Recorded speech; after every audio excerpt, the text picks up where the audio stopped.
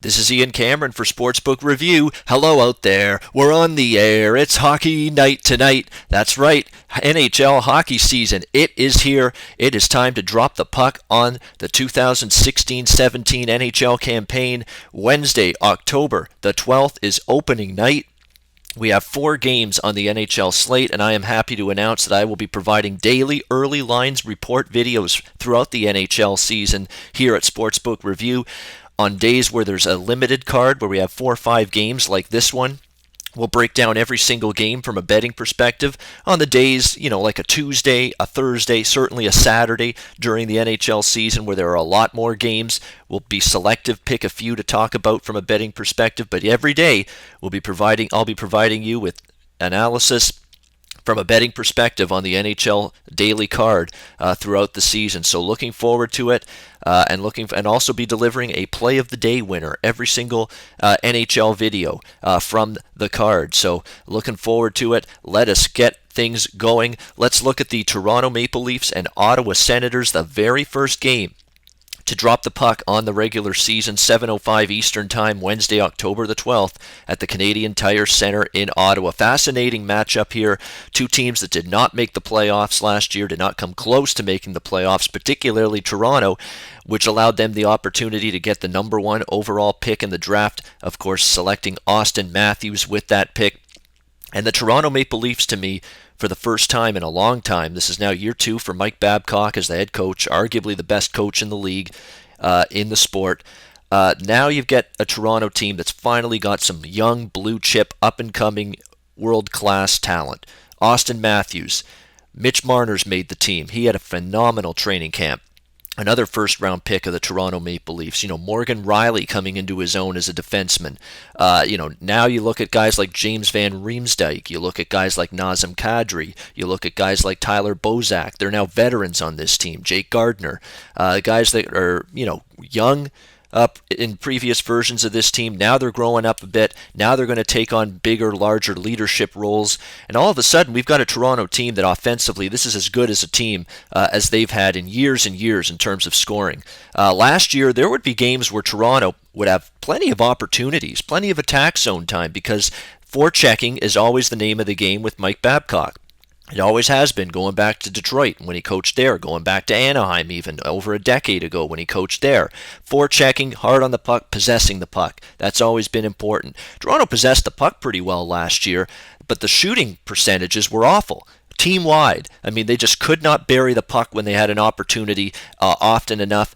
Now you've got some guys with some finish on this team. Some guys that should be able to score some goals, have that A-level ability to finish around the net. William Nylander as well, another guy, great talent on this team, and I like the move that they made as well. The Leafs, Matt Martin, they got him in the offseason, a good depth forward, 3rd or 4th liner. He can play either line. He can be physical, stand up for his teammates, and he can chip in offensively too every once in a while. I think there is promise for the Toronto Maple Leafs. I'm not ready to say that they're going to be a playoff team yet this year, but if they're contending at least for one of the final playoff spots in the Eastern Conference, it wouldn't shock me. On the flip side, you've got the Ottawa Senators, and Ottawa's got a lot of work to do. There's no denying that.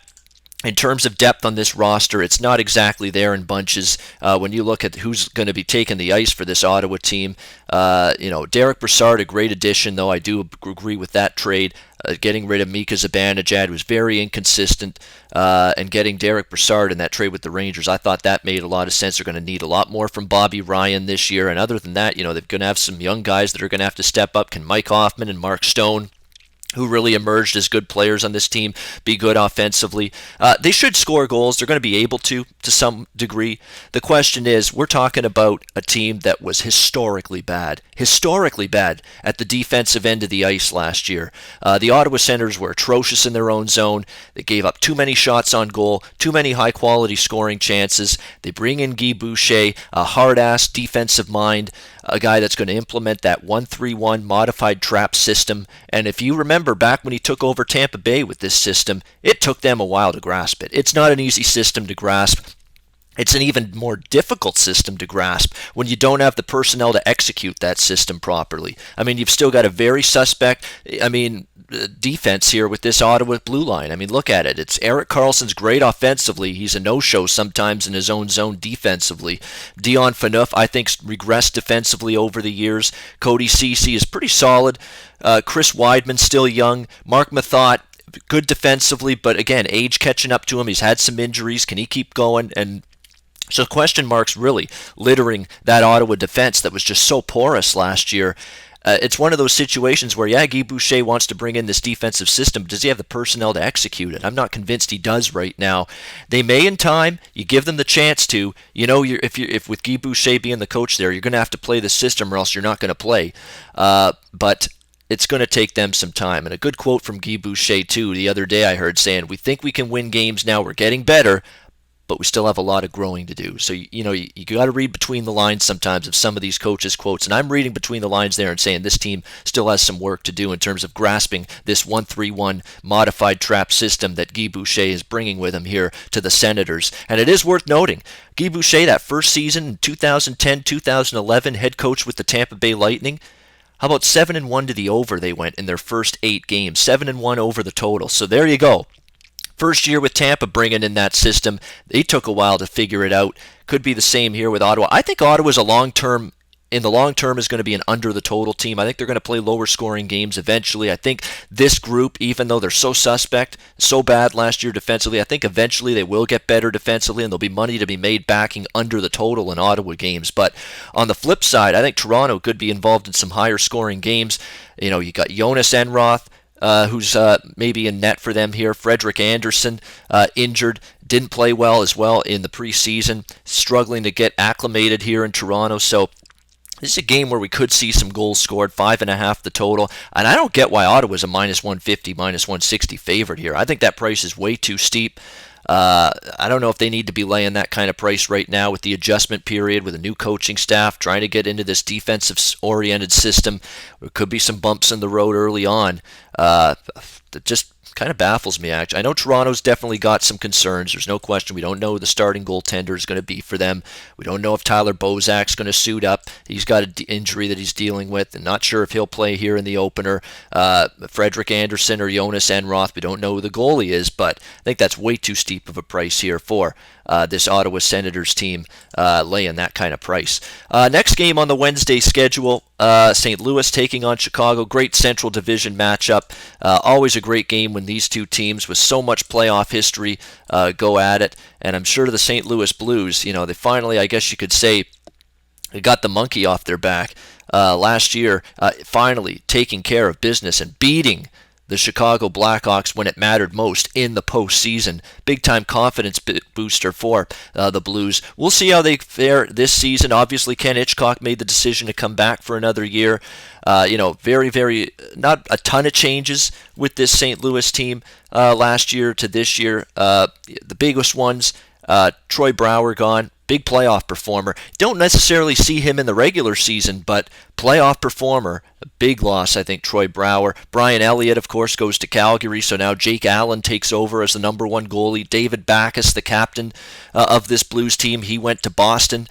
So there are a couple key losses here, but they're not losses that the Blues are not going to be able to overcome. They might be able to still. Jake Allen's going to be the wild card. We know this team's still very good defensively, really good blue line. I mean, Bouwmeester, Gunnarsson, Shattenkirk, Pietrangelo, Parayko. Parayko's really emerging into a great blue liner for this St. Louis team. Great blue line once again this year. They've got guys that can score up front. Tarasenko, we know. Jaden Schwartz, if he stays healthy, very good player. Steen had a great year last year. They need more out of Paul Stastny. I think Robbie Fabry's the guy that's going to have a breakout year. He showed little glimpses of offensive touch last year, Robbie Fabry. I think he's going to be a guy you're going to want to keep an eye on for this Blues team. Chicago, hey, with that core of players, they've always got a chance to be a contender. Pat Kane, John Taves. When you look at just how good this team is going to be once again this season, Artemi Panarin, but they do lose, Andrew Ladd gone, Teuvo Teravainen gone, Andrew Shaw gone, and they didn't exactly fill those holes with quality depth. I mean, they still do, but there's really a thinning out in the bottom six forwards for Chicago. unlike anything I've seen before. I know Stan Bowman has done the best job he can do to address these because he's got so many salary cap issues year in, year out. But, you got, look at the bottom six forwards. You got Ryan Hartman, Tanner Caro, Andrew Desjardins, Richard Panik, Jordan Tutu. I mean, there's a drop-off this year. Usually Chicago, you think of them rolling four lines at you in waves. Everybody contributes, but the depth forwards this year does not look as strong as it's been. That's going to be something to monitor with this team moving forward. Tough game for me from a betting perspective here. Chicago minus 130. It's playoff revenge, obviously, for the Blackhawks. First game after facing the Blues here since that playoff loss last year. Wouldn't surprise me to see them win, but it's pretty much well priced in my opinion. Calgary-Edmonton, the third game on the Wednesday slate. I think this is bet on versus bet on, to be honest with you. I like both of these teams to be improved this season. I think Calgary does have some issues that do concern me, specifically for this game. New coaching staff. Glenn Gulletson, of course, takes over as the head coach of this team. Could be a little bit of an adjustment period there for them. They went to address their goaltending, which was horrid. I mean, it's horrid to think how bad the Calgary goaltending was last year when you're throwing out Jonas Hiller there game after game. Kari Ramo had some good games, and then he had some nightmare games. So they've really went a long way here, this Calgary team, to improve their goaltending, going out, getting Brian Elliott, a big-time move by this Calgary team. We'll see if it pays off for them down the road. But Sean Monahan, the guy, of course, they paid a lot of money to in the offseason, a contract extension, back injury suffered during the offseason. Unclear, though, if he'll be ready to go for this opener.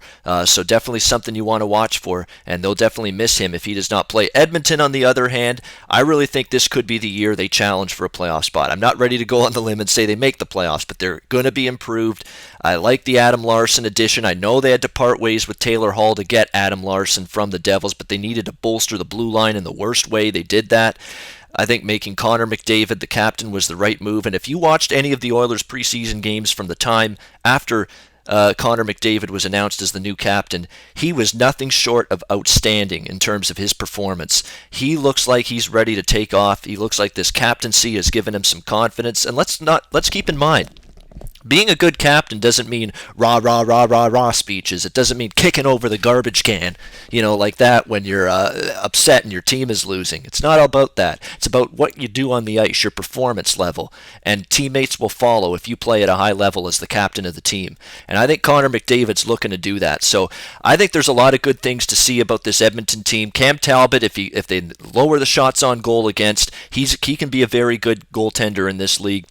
They've bolstered the blue line with Larson addition, which is big, and they're still going to be able to score. McDavid, Eberle, the Nuge, Ryan Nugent-Hopkins, go on down the list. Plenty of goal-scoring weapons on this team. I think Edmonton's going to be a better team. I'll get back to this game for play of the day on Wednesday night at the end of this video. LA San Jose to wrap up the Wednesday, October 12th opening night NHL card. And if you remember, the San Jose Sharks, tough end to their season last year, losing in the Stanley Cup final to the Pittsburgh Penguins. A great season, though, for this Sharks team. Played their best in the playoffs. We'll see what they can do here now to begin this season. And if you'll remember last year, the San Jose home record was not very good. They did not play good hockey here at the Shark Tank. We're talking about 18-23 home record last year during the regular season for the Sharks. They're going to have to improve that this year. Great on the road they were, not very good at home. The LA Kings, it's a team that obviously suffered, the big-time disappointment last year, an early playoff exit, no denying that. Not happy about it whatsoever, getting ousted by this San Jose team. And really, when you look at it, just sent out of the playoffs definitively, with that 6-3 loss, losing in 5 games. Not a good way to end the season for the Kings. It's playoff revenge for them. I would lean to the Kings here at the plus money price in this game. I'm still not sold on LA being a heck of a lot better than last year, but the one because they've still got some depth issues on their roster, but one positive the Kings can take into this season, Jonathan Quick looked phenomenal in the World Cup of Hockey for the Team USA. He played great, kept them in a lot of games, has looked solid here in the preseason. If Jonathan Quick looks like he did 2 years ago and not like he did at the end of that San Jose series when he was giving up a couple of soft goals in the playoffs last year, then the Kings certainly can beat anyone. So given the situation, LA playing their first game against this San Jose team since the Sharks knocked them out last year. Maybe we'll give a little lean to the Kings there at the plus price. All right, let's wrap this up. My first NHL regular season early lines report video with my play of the day for the Wednesday, October 12th NHL card. We're going back to the Flames-Oilers game. I like both of these teams as bet-on teams early in the season, but I do favor the Oilers a little bit more in this opener. Let's take Edmonton minus 130. Rotation number 6, Edmonton minus 130 over Calgary. Your play of the day in the NHL for Wednesday, October 12th. Edmonton's opening their new arena, Rogers Place in Edmonton. First regular season game at their brand new, beautiful arena. I think they're going to be pumped up, fired up for it. Calgary, new coaching staff, could be an adjustment period. Sean Monahan may not suit up in this game. It would be a big piece missing of their offense. And I think this Edmonton team, and I liked the leadership already being shown by Connor McDavid as the captain, played phenomenal in the preseason after that announcement was made. I think Edmonton's better defensively. I think Cam Talbot, as long as he's not bombarded with shots on a nightly basis, can be a more than capable NHL starting goaltender. I think the Oilers have the edge. I like Calgary too. There's going to be money to be made with Calgary in the first month or so of the season, but I think this situation favors Edmonton just a little bit more. Let's take the Oilers, minus 130, your NHL play of the day for Wednesday, October 12th. Go to SBRodds.com. Browse, compare, and shop live odds available at top online sportsbooks.